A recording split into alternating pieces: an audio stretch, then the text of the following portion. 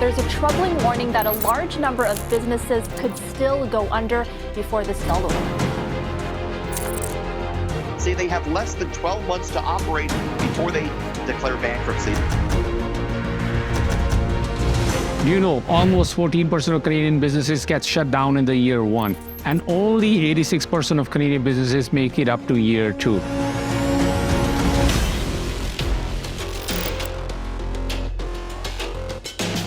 It was not always this bad. Canada had the world's fastest growing economy from 1896 to 1914. That was the past, but let's talk about now. There are currently 1.3 million employer businesses in Canada, and 2.9 million businesses are non-employer businesses in Canada.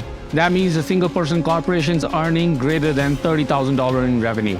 What does that mean? That means 97.9% businesses in Canada are small businesses. And where are they located? Most of the employer businesses are located in three main regions: British Columbia, Ontario, and Quebec.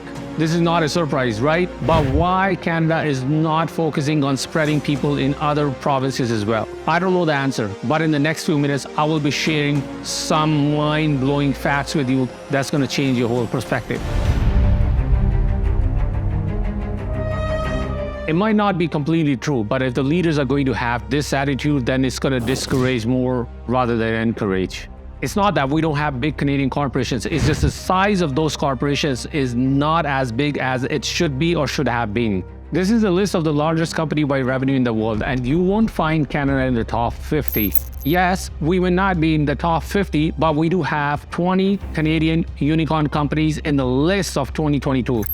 Although we do have Canadian unicorn companies, but most of the money invested in these companies are from US, Ireland, Australia, and very few from Canada itself.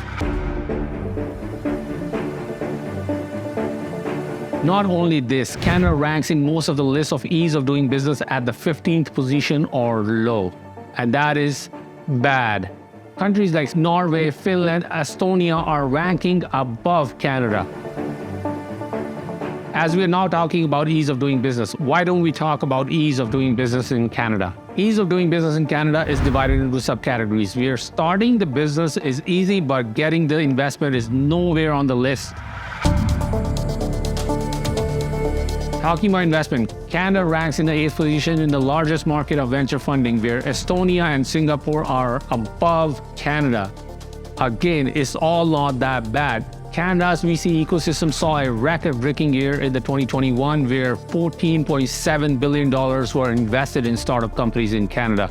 Even though Canadian venture funding has shown growth in the past few years, but the much-needed area, that is pre-seed stage, has not seen much growth for the past few years.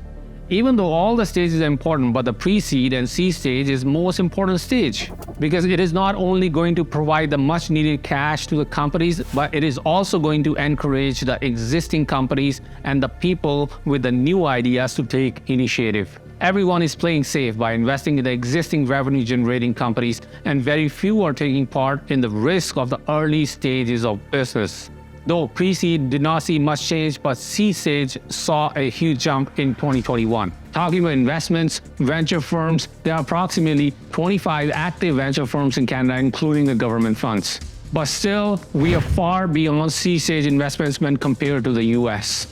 And the majority of the investments being made in the Canadian companies are by the US venture firms. And that forces Canadian startups to look toward US venture firms from the beginning.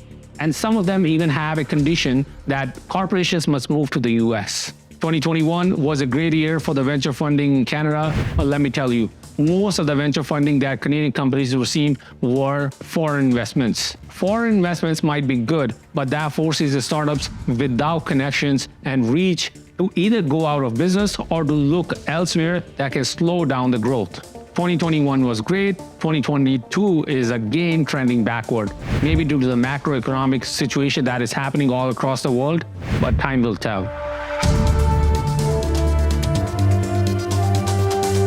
Talking about the trending backward situations, failures, let's talk about the top 5 reasons why startups fail. Either they ran out of cash, failed to raise capital, no market need, got out-competed, flawed business model, regulatory or legal challenges.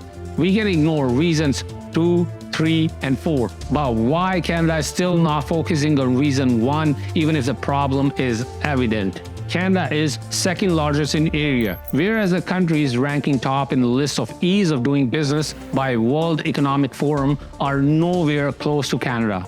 Canada's population is approximately 40 million. While the population of Netherlands is approximately 17.5 million, population of UAE, the number 1 on the list of ease of doing business in the World Economic Forum report is 10 million. Population is not the true indicator of company success or country success. It is especially true in today's time when it's all about the global economy. Why do we only have to look into the domestic market? If we have to grow, then we have to look globally. As said, it's not anymore a nice to have, it's a necessity.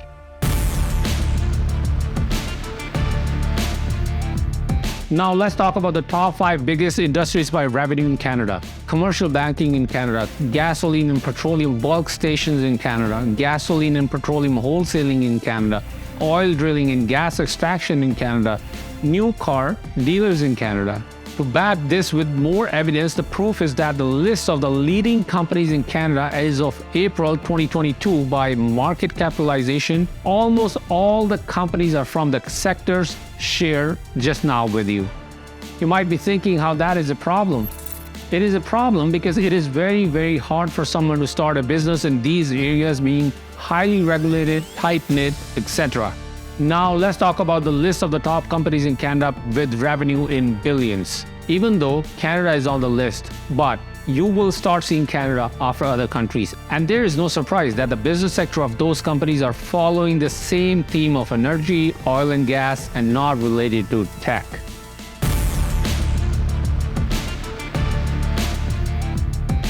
Canada's national GDP is in the 9th position in the world, and I'm super happy about that and proud of that. But Canada claims to be the fastest growing country in all of the G7 nations when it is compared to the immigration. Although this might be right in the current situation, but this does not show the complete picture. That is, the other countries like the US has already grown in size with almost 50 million immigrants. Even if they're not growing at the same pace as Canada, they still have a lot of population who are immigrants. Now the question comes, do we need to have more immigrants? The answer is yes, but the government needs to be prepared for that. They need to think about other provinces. They need to spread people in other provinces. They need to build more opportunities. They have to build the infrastructure more. They have to build the systems before bringing in more immigrants.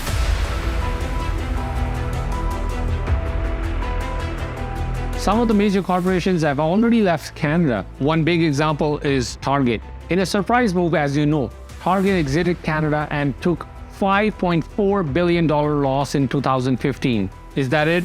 No. Let's talk about bankruptcies.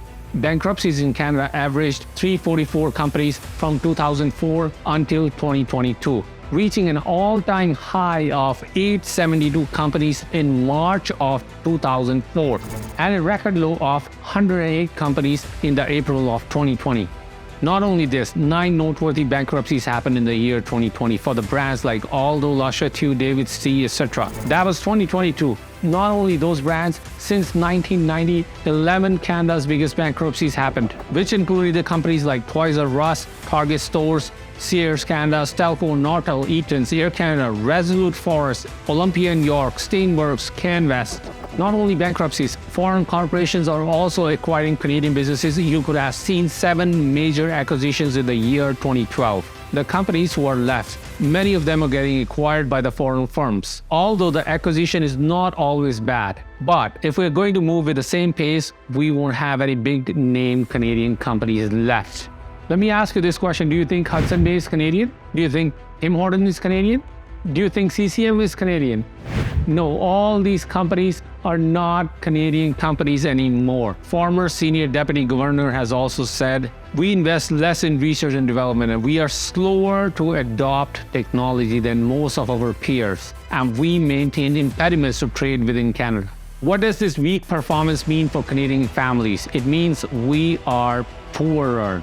The only and the sole purpose of making this video was to bring awareness. I'm a proud Canadian. I want Canada to be successful. I want Canada to grow. I want Canada to be on the #1 on any list, on all the lists all across the world.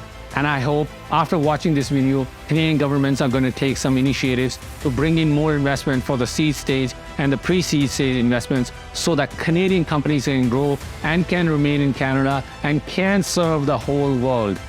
We do have the capacity, we do have the capability, we do have the abilities. It's just like we need the direction and we need the infrastructure, we need the support from the government to make that happen. Don't you agree with me? Let me know in the comment box below. Take care, see you in the next video.